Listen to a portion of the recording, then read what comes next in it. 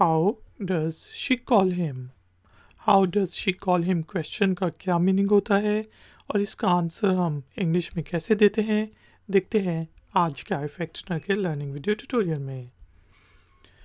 How does she call him का meaning है वो उसे कैसे बुलाती है, वो उसे कैसे कॉल करती है।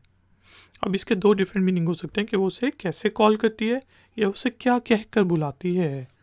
How does she call him, जवाब हो सकता है शी कॉल्स हिम कद्दू, वो उसे कद्दू बुलाती है। या फिर अगर हमने पूछा कि how does she call him, तो वो उसे कैसे कॉल करती है, तो हम जवाब देंगे she calls her on the mobile, वो उसे मोबाइल पर कॉल करती है।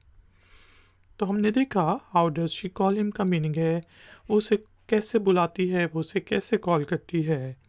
जवाब हो सकता है शी कॉल्स हिम कद्दू, वो उसे कद्दू बुलाती है। iFactioner की ये वीडियो पसंद आई है तो लाइक का बटन जरूर प्रेस करें, वीडियो को शेयर करें और चैनल को सब्सक्राइब कर लें।